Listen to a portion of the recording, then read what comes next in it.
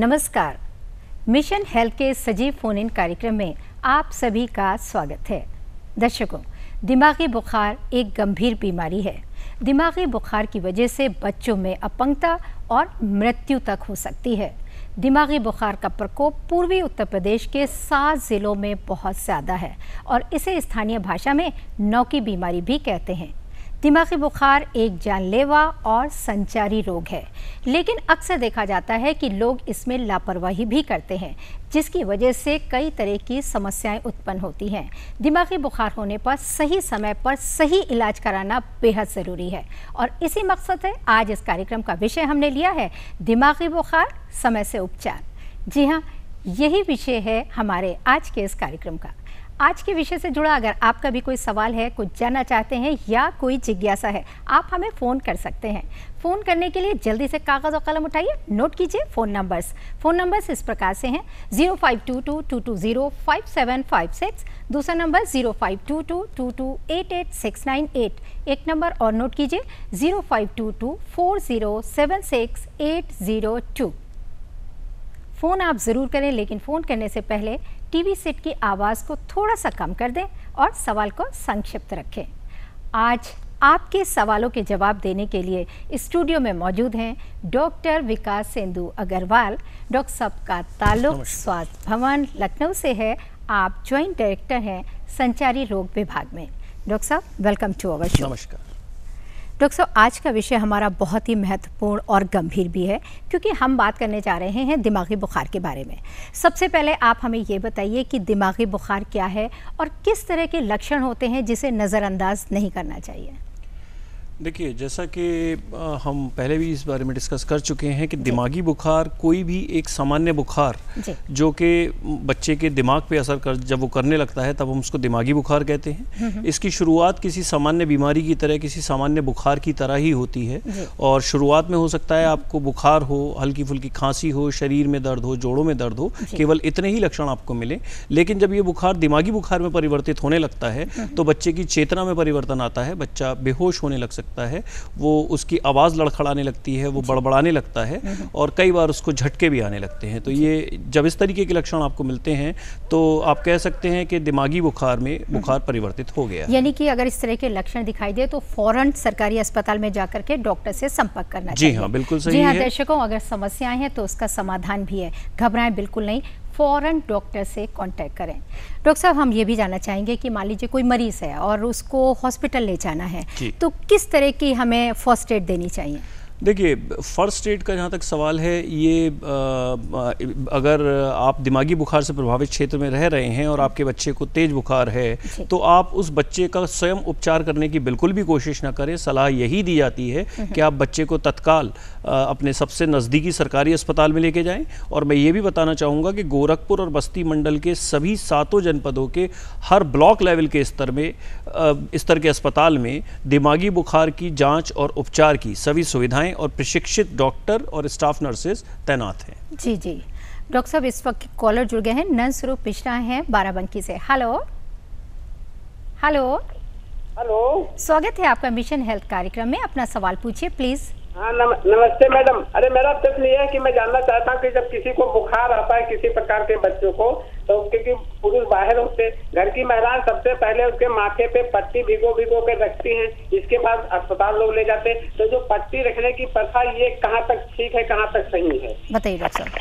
देखिए नंदस्वरूप जी, अगर किसी बच्चे को तेज़ बुखार आ रहा है और वो बुखार 101-102 डिग्री फ़ारेनहाइट से ज़्यादा है, अगर आप थर्मामीटर से उसे नापते हैं और वो बुखार तेज़ है, तो निश्चित रूप से आप बच्चे के माथे पर, बच्चे के शरीर के अंगों पर पट्टी रख के उसके तापमान को कम लाने का प्रयास कर सकते हैं। ये एक स्थापित उपचार की प्रणाली में तरीका है, इसे अपनाने में कोई बुराई नहीं है। लेकिन ऐसे बच्चे को मैं फिर से कहना चाहूँगा कि तत्काल सरकारी अस्पताल ले जाना अत्यंत आवश्यक है। जी, नंद स्वरूप मिश्रा जी, फ़ोन करने के लिए बहुत बहुत शुक्रिया।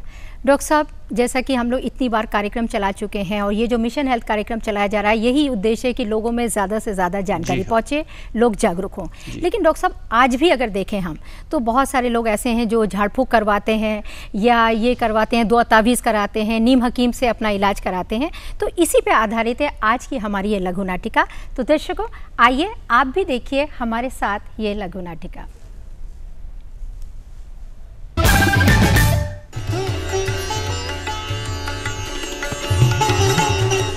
1 2 3। परवेज पहलवान दंगल की तैयारी कर रहा हो क्या? मनोहर भैया, अल्लाह के करम से एक दंगल में भाग ले जा रहे हैं। परवेज तुहार नाम तो दूर दूर तक है पहलवानी में। अरे सब अल्लाह मियाँ का रहमो करम है मनोहर भैया। 4 5 6।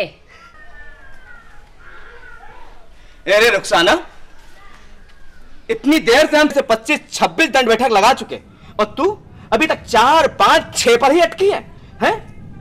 अरे गिनती गिन रही है कि मोबाइल देख रही है? मोबाइल देख रही हूँ। मेरा मतलब है भाईजान कि मैं आपकी दंड बैठक गिन रही हूँ। 1 2 3। चल भाग यहाँ से, जा जा मेरे लिए दूध बादाम का शरबत बना के आ, चल। वाह रे मोबाइल, देखा मनोहर भैया? परवेज ये सब समय का फेर है पहलवान। हाँ ठीक कहा था।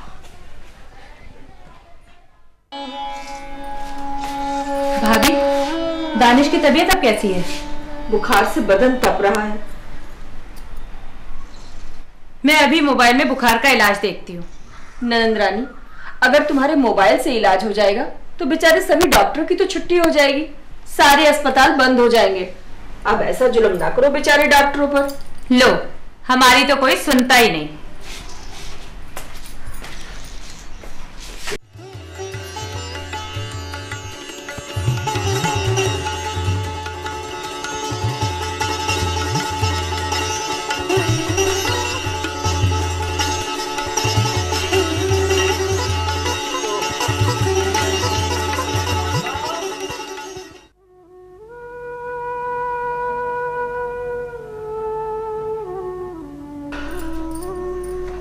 अल्लाह मियाँ के करम से इस दफे भी कुश्ती हम ही जीतेंगे।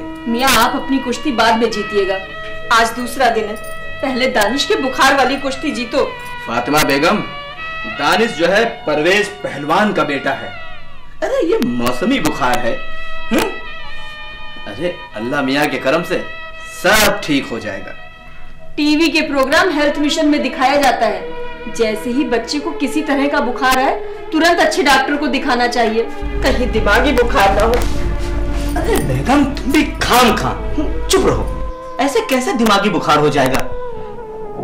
मैं दंगल जाते वक्त बड़को हकीम से बोल दूंगा, वो घर आकर दानिश को देख लेंगे। अरे रुखसाना, बादाम वाला दूध तू ही पी लेगी तो मैं। भाईजान पी थोड़ी ना रही हूँ, मैं तो सिर्फ चक्कर देख रही हूँ कि बादाम वाला शरबत कैसा बना है। मैंने मोबाइल से देखकर बनाया है बादाम दूध का शरबत। वाह रे मोबाइल, बड़ी मेहनत से बनाया है मैंने भाईजान। मेहनताना तो चाहिए मुझे। मेहनताना? जी। क्यों नहीं, मिलेगा, बिल्कुल मेहनताना दूंगा। ये ले मेहनताना, चल चल चल।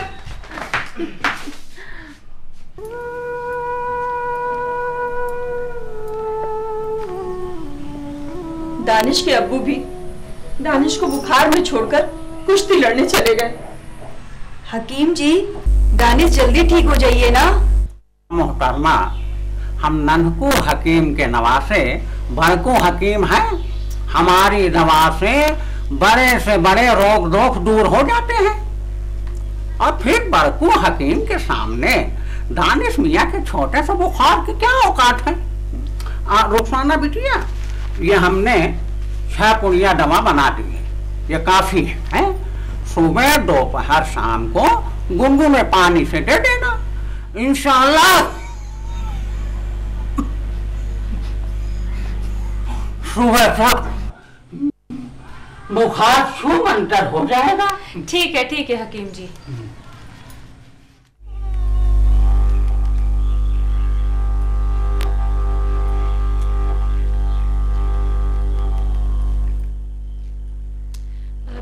भाईजान का फोन नहीं मिल रहा।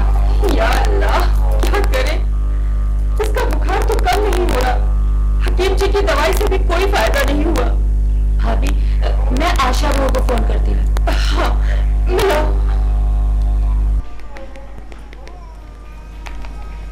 हेलो, हाँ आशा बहू, दानिश की तबीयत बहुत खराब है। हाँ, हम लोगों ने दिखवाया, हकीम साहब की दवा भी दिलवाई, लेकिन कोई फायदा नहीं हुआ। क्या कहा? उसे भर्ती करवाना पड़ेगा? अच्छा, ठीक है ठीक है, मैं अभी एम्बुलेंस फोन। जी ठीक ठीक।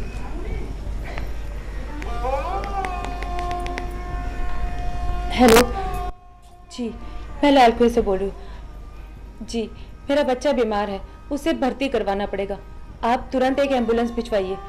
जी, आधा घंटा लगेगा। ठीक है, जल्दी करवाइए। ठीक। भाभी, मैंने आशा बहू को फोन कर दिया है, उन्होंने तुरंत इसको भर्ती कराने के लिए कहा है। मैंने एम्बुलेंस भी बुलवा लिया है। ठीक किया। हाँ भाभी।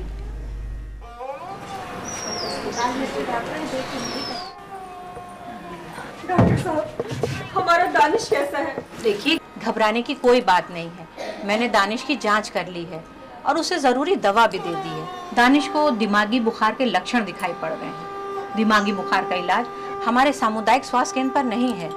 दानिश को लेके आपको तुरंत जिला अस्पताल जाना पड़ेगा। क्या? जिला अस्पताल? हाँ, जिला अस्पताल।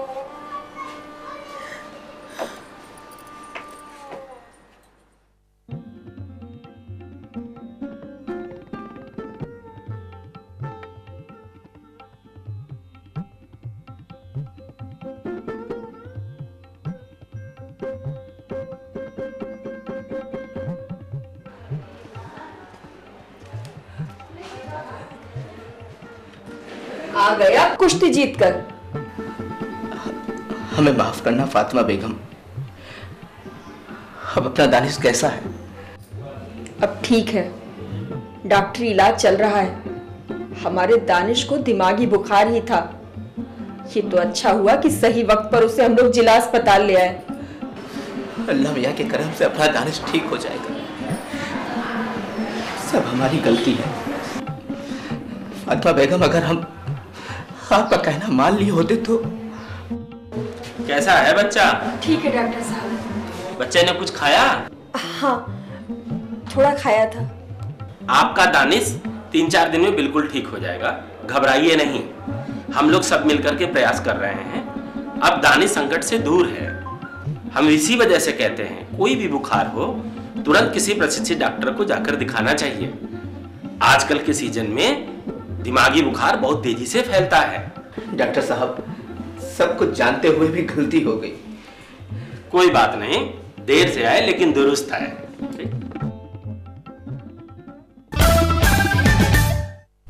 अभी आप दिमागी बुखार पर आधारित ये लघु नाटिका देख रहे थे।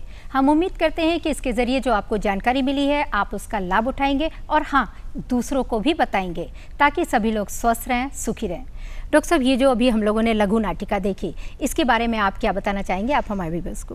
देखिए, ये इस लघु नाटिका के माध्यम से जो आप संदेश देना चाह रहे थे, वही संदेश हमारे दर्शकों के लिए सबसे महत्वपूर्ण है कि अगर आपके घर में किसी बच्चे को बुखार होता है तो आप नीम हकीमों के चक्कर में ना पड़ें, झाड़ फूंक के चक्कर में ना पड़ें, झोला छाप डॉक्टरों के चक्कर में ना पड़ें, उसको तत्काल अपने नज़दीकी सरकारी अस्पताल में लेके जाएं। और दूसरी बात मैं ये भी बताना चाहूँगा कि अब ये सरकारी अस्पताल आपको जिले तक नहीं जाना पड़ेगा। अब ये सरकारी अस्पताल ब्लॉक स्तर पे जो आपके घर के नज़दीक है, उस सरकारी अस्पताल पर भी दिमागी उपचार की सुविधा उपलब्ध है। तो आप अपने ब्लॉक स्तरीय सरकारी अस्पताल में बच्चे को लेके जाते हैं, वहाँ पर उसकी उचित देखभाल और उपचार होगा।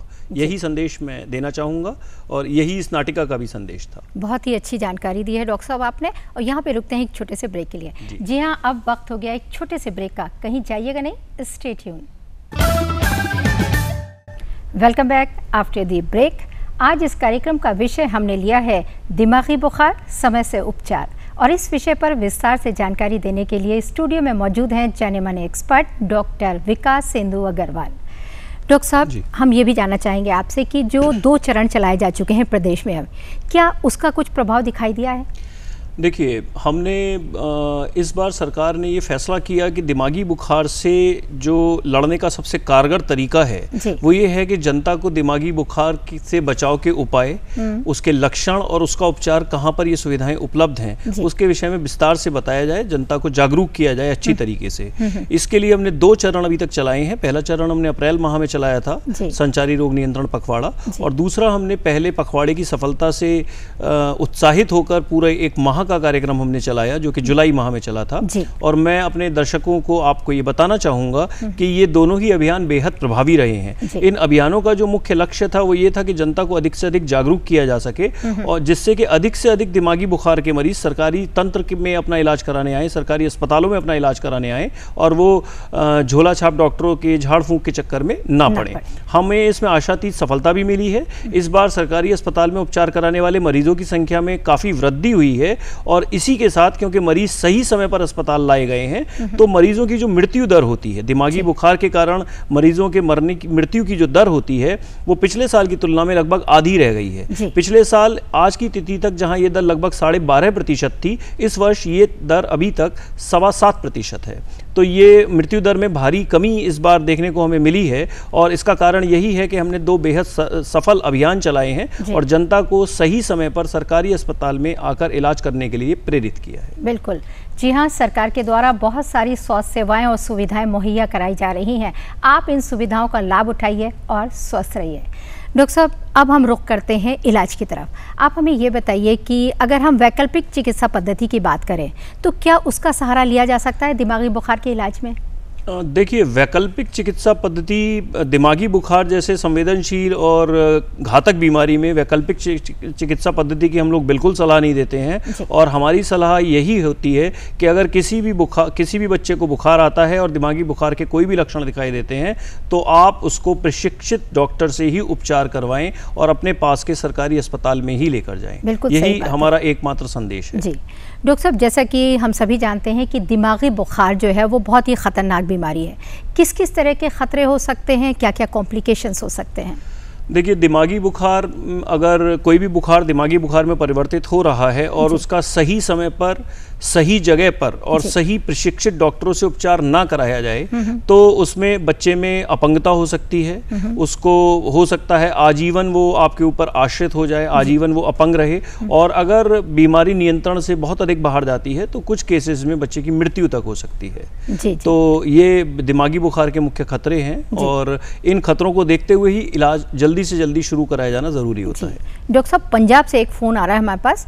हेलो हेलो हेलो जी, सत श्री अकाल। कुलविंदर सिंह बोल रहा हूँ पंजाब से। बहुत बहुत स्वागत है। चाहता हूँ कि पंजाब जो दिमागी बुखार होता है इससे कैसे बचाव किया जाए, तो इस बुखार के साथ में इस बुखार के प्रभाव से कौन कौन सी मनोवैज्ञानिक जो समस्याएं हैं वो पैदा हो सकती हैं, साइकोलॉजिकल प्रॉब्लम। धन्यवाद जी, बताइए डॉक्टर साहब। देखिए, जितना मैं समझ पाया आप शायद ये जानना चाह रहे हैं कि दिमागी बुखार से किस तरीके से बचाव किया जाए। तो दिमागी बुखार से बचाव के लिए सबसे पहले तो आपको अपने आसपास के पर्यावरण को, अपने आसपास के वातावरण को साफ रखना ज़रूरी है। अपने घर के आसपास पानी जमा ना होने दें। कहीं पर गड्ढे अगर बन गए हैं तो उनकी मरम्मत अपने स्थानीय निकाय के सहयोग से करवाएं। पानी का जो भी आपका स्रोत है उसको आप स्वच्छ रखें। अगर हैंडपंप का आप पानी प्रयोग करते हैं तो ये देखें कि उस हैंडपंप के आसपास कहीं पे जल भराव तो नहीं है, कहीं गंदा पानी का रिसाव तो उस हैंडपंप के साथ आपके पेयजल में नहीं मिल के आ रहा है। इसी के साथ आप मच्छरों से बचाव के लिए भी आपको उपाय करने होंगे। पूरी आस्तीन के कपड़े पहने, सोते समय मच्छरदानी लगाएं और मच्छर निरोधी जो उपाय होते हैं, मॉस्किटो रिपेलेंट क्रीम्स का आप यूज़ कर सकते हैं। ये आपको उपाय अपनाने चाहिए। इसके अलावा दिमागी बुखार विशेषकर पूर्वी उत्तर प्रदेश के जनपदों में ये देखा गया है कि कृंतकों के कारण जो रोडेंट्स होते हैं, चूहे छछूंदर, उनकी त्वचा पे पलने वाले जो माइट्स होते हैं उनकी वो भी एक दिमागी बुखार का बड़ा कारण है। तो इन कृंतकों पर नियंत्रण रखें। चूहे और छछूंदर जैसे जंतुओं को घर में ना पलने दें। इसके अलावा अगर आपके घर के आसपास कोई सूअर बाड़े हैं तो उनके मालिकों से आप ये गुजारिश कर सकते हैं कि वो सूअर बाड़ों पे जालियां लगाएं ताकि मच्छर जो हैं वो सूअर जो होते हैं वो एक वाहक का काम करते हैं। यानी कि मच्छरों से भी फैलता है डॉक्टर? हाँ जी, मच्छरों से भी ये बीमारी फैलती है और सूअर वाहक का काम काम करते हैं, तो सूअर बाड़ों को साफ रखना, उन पे जाली लगाना, ये भी अत्यंत आवश्यक है। फ़ोन करने के लिए बहुत बहुत शुक्रिया और मैं आपका तहे दिल से शुक्रिया अदा करती हूँ कि आपने पंजाब से हमें फ़ोन किया। और अब वक्त है एक छोटे से ब्रेक का, मिलते हैं ब्रेक के बाद। दिमागी बुखार और समय से इलाज, आज इस विषय पर हम बात कर रहे हैं और इस वक्त एक कॉलर जुड़ गए हैं। जय देवी मिश्रा जी हैं बाराबंकी से। हेलो हेलो हेलो, स्वागत है आपका मिशन हेल्थ कार्यक्रम में। जल्दी से अपना सवाल पूछिए, हमारे पास समय कम है। बाराबंकी से बोले, हमारा गांव बसौली पड़ता जी। आप पूछना ये चाह रही, जैसे दिमागी बुखार बच्चों में आ जाता है तो सरकारी अस्पताल में दवाई उपलब्ध मिल सकती है? बताइए डॉक्टर साहब। देखिए कि दिमागी बुखार की सारी दवाइयाँ और दवाइयों के साथ साथ जो भी अन्य आवश्यक उपकरण होते हैं वो सभी सरकारी अस्पतालों में उपलब्ध हैं। ऑक्सीजन, सक्शन मशीन्स और जो भी जीवन रक्षक उपकरण और दवाइयाँ होती हैं सभी सरकारी अस्पतालों में उपलब्ध हैं और आप इनका लाभ उठाएं और झोला छाप डॉक्टरों और क्वैक्स के चक्कर में ना पड़े। जय देवी दी, हम उम्मीद करते हैं कि आपको अपने सवाल का जवाब जरूर मिल गया होगा। थैंक्स फॉर कॉलिंग और रुकते हैं एक छोटे से ब्रेक के लिए। मिशन हेल्थ कार्यक्रम में आपका एक बार फिर से स्वागत है। डॉक्टर साहब, हम ये भी जानना चाहेंगे कि अगर हम दिमागी बुखार का इलाज करवा रहे हैं तो किस तरह का परहेज रखना चाहिए, क्या क्या सावधानी रखना चाहिए? देखिए, दिमागी बुखार के उपचार में सबसे बड़ी सावधानी ये है कि जो भी सलाह डॉक्टर के द्वारा दी जा रही है आप उसका पूरी तरीके से पालन करें और बाकी इससे भयभीत होने की आवश्यकता नहीं है। किसी भी सामान्य बीमारी की तरह ही ये होता है, बशर्ते कि इसका सही समय पर उपचार करा लिया जाए। तो कोई विशेष परहेज रखने की आवश्यकता नहीं होती है। बस ये ध्यान रखें कि बच्चा जिसको भी ये बीमारी हुई है उसके पोषण का स्तर ठीक ठाक रहे, उसको जो खुराक आप दे रहे हैं वो अच्छी तरीके से संतुलित हो और डॉक्टर के द्वारा जो भी उसको औषधियाँ, जो भी दवाइयां बताई गई हैं वो पूरे समय तक, जितने समय के लिए डॉक्टर ने बताई हैं उतने पूरे समय तक वो सारी की सारी दवाइयां आप उसको उपलब्ध करा रहे हैं। और यदि डॉक्टर आपको सलाह देता है कि अस्पताल में भर्ती होने की आवश्यकता है तो जितने समय तक आपको कहा जाता है कि आप भर्ती हो उतने समय तक आप अस्पताल में बच्चे को भर्ती रखें। यानी कि जैसा डॉक्टरी सलाह दे उसी के मुताबिक करना चाहिए। डॉक्टर साहब, मान लीजिए कोई पेशेंट है और उसे हॉस्पिटल तक ले जाना है तो किस किस तरह की सावधानी को रखना चाहिए? देखिए, पेशेंट्स को हॉस्पिटल में ले जाने के लिए अगर हॉस्पिटल आपको पेशेंट को ले जाना है तो सबसे पहले तो मैं बताना चाहूँगा कि 108 नंबर और 102 नंबर की एम्बुलेंस पे कॉल करके आप पेशेंट को हॉस्पिटल ले जा सकते हैं। और हॉस्पिटल ले जाते समय मरीज को ये ध्यान रखना होता है कि मरीज को झटके ना लगे और मरीज को आप एक करवट लिटा के रखें और यही दो चीज़ें मुख्य रूप से आपको ध्यान रखनी होती हैं। और जल्दी से जल्दी, सबसे छोटे रास्ते से जल्दी सबसे नज़दीकी अस्पताल में उसको आप लेके जाएँ। और इसके अलावा जो भी विशेष सावधानियाँ रखनी होती हैं, हमने 102 और 108 एम्बुलेंस के जो हमारे उन पे EMT टेक्नीशियंस होते हैं उनको हमने पूरी प्रशिक्षण दिया हुआ है कि किस तरीके से दिमागी बुखार के मरीज को आपको ले जाना है, लेके जाना है। डॉक्टर भाई कॉलर जुड़ गए हैं। हेलो हेलो हेलो जी, जल्दी से सवाल पूछिए आप। जी, जो दिमागी बुखार से संक्रमित हो चुके हैं क्या उनका इलाज संभव है? डॉक्टर साहब, ये बताइए दिमागी बुखार का क्या इलाज संभव है, ये जानना चाह रहे हैं। हाँ, दिमागी बुखार का बिल्कुल इलाज संभव है और पूरी तरीके से आपके बच्चे के सही होने की संभावना होती है अगर आप सही समय पर उसको सही डॉक्टर से सही अस्पताल में उसका इलाज आप करा रहे हैं। जी, फ़ोन करने के लिए बहुत बहुत शुक्रिया और ये था हमारा सजीव फ़ोन इन कार्यक्रम। और अब चलते चलते